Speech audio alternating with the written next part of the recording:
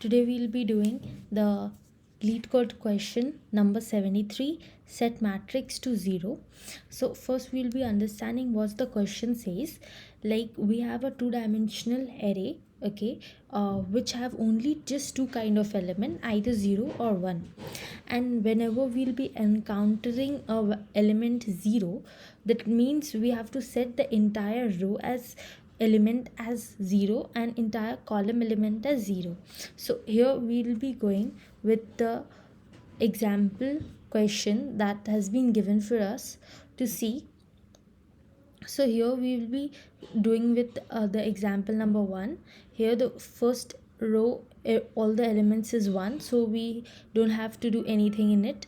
Okay, coming to the next row, the second element you will be encountering will be 0. So that means we have to set the second row and second column with the element 0. Okay, now and the next time we'll be moving forward with the other elements as we will be traversing through the array. Okay, now we'll be more understanding it by the second example.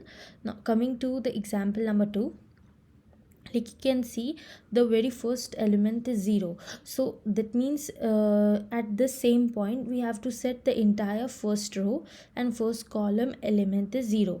Whatever the element may be, we have to set it as 0. Okay, so here you can see like first row and first column has been set to 0. Okay, now by we will be traversing the array like the original one itself. We will not be seeing the modified one. So when we will be going with the original array, so here again we encounter as 0. Okay, so here the first row and the last column, again we have to set it as 0. Okay, so now here you got to know that we will be start doing the modified operation after selecting all the elements that is to be done as 0. So here we need some additional storage to get the things stored, like which all elements are 0 in the original matrix. Okay, we don't have to do it in modified one.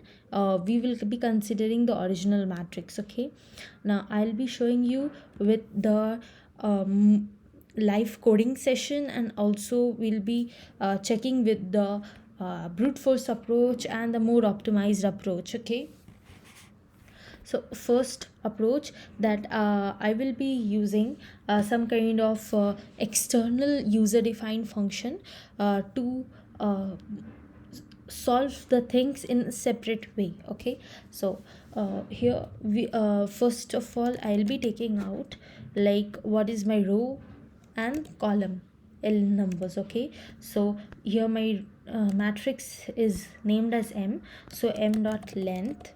Okay, M dot length and int column is equal to M of 0. Okay, so I hope you got this, like how I am taking out the rows and columns. Like for M dot length, like number of rows it will be taking out, and M of 0 dot length means number in the first row how many columns are there, that will be stored in C. Okay, now we'll be taking an external storage to store like what and all the elements are there that we need to modify. Like here in the second example there is the 0th element, and in the first row the last element, so we need to store in some kind of storage. So we will be considering a boolean double dimensional array for that. Okay, boolean double dimensional array, we will be naming it as zeros itself. Okay, so to keep a clarity on the naming. Okay, so boolean, this will be okay boolean, and it will be of the same rows and columns that we have taken out.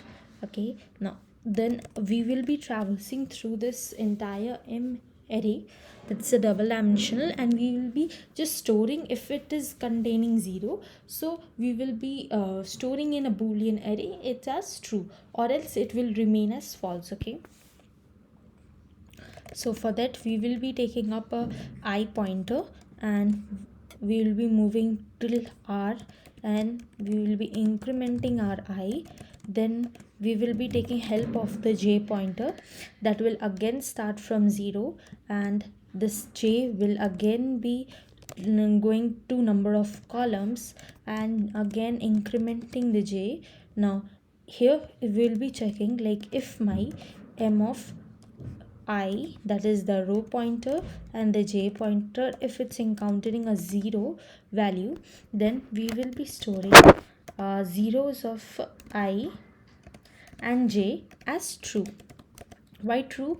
Because we need to modify that element, okay, so we will be storing it as true. Okay, now again we will be traversing this 0 array, and we will modify the filling up the rows and column with 0. Okay, now this like the first double for loop, nested for loop that we have used is for the m, that is the original matrix given. Okay, the second for nested for loop that we will be using will be for the 0.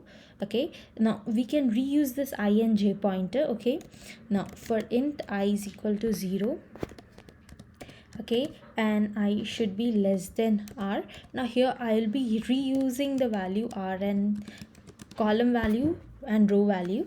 Okay, and for int j is equal to 0, and j should be less than the column size, and j should be plus this. Okay, so yeah, now if we will be encountering the 0 as true, so we have to fill the row element with 0 and column element with 0. Okay, now this we will be doing it in a separate function. Like in a user defined function, we'll be declaring it in other place. Okay, now here we just need to call that function. Okay, so if we will be encountering 0, okay, zeros of I, zeros of I and j, it's equal to true. Okay, so here we'll be calling like fill my row with, fill my row with zeros. Okay,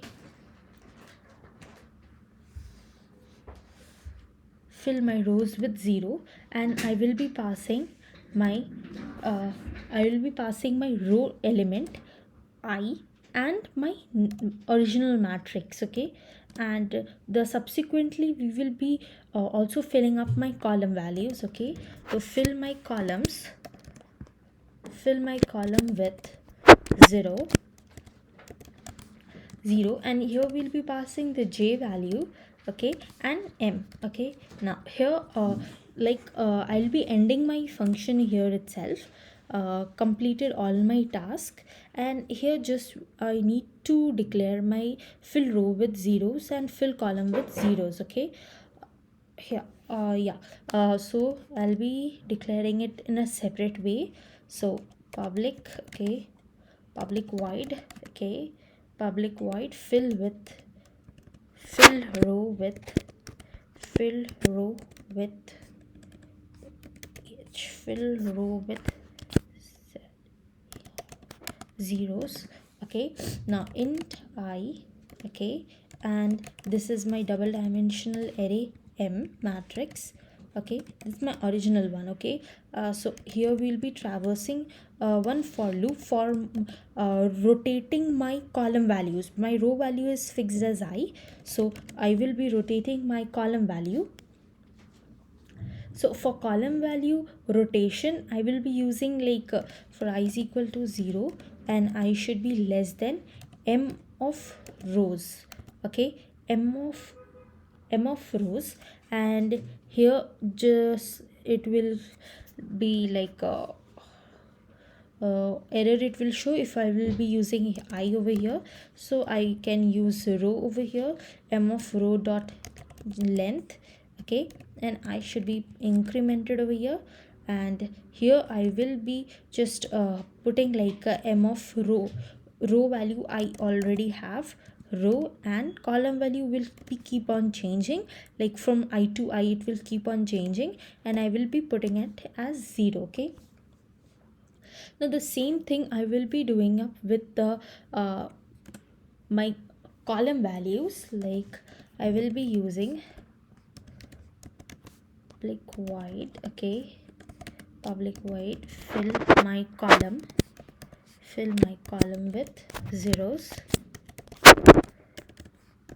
fill my column with zeros, int call I will be giving, and yeah, column comma, and int, this will again be a double dimensional array and with the m elements, okay. So here here my column value need to be changed, so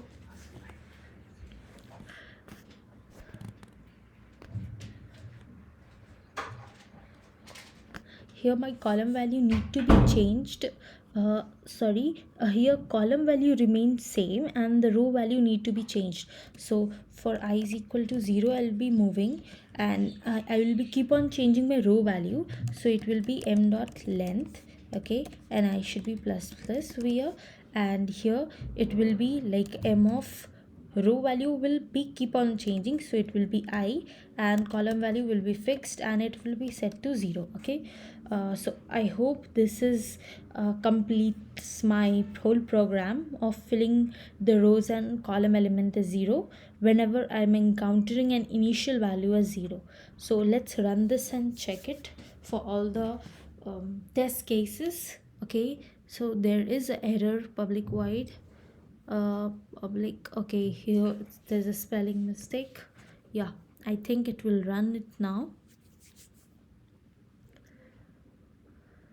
Yeah, but it should run for all of the test cases, so we have to submit and check, okay. Yeah, it's running, it's accepting. So here this is not a optimized solution. Here you can see I've taken a boolean array, double dimensional, that will take up a lot of spaces. Then I am using a nested for loop that will be taking up order of n square complexity. So this is not an optimized solution, but yeah, this is proceeding us to the final one. You will be seeing a more optimized solution in my next upcoming video of this set matrix to 0 of the same LeetCode. I will be showing you the live programming part, okay. So meet you up in the next one. Thank you.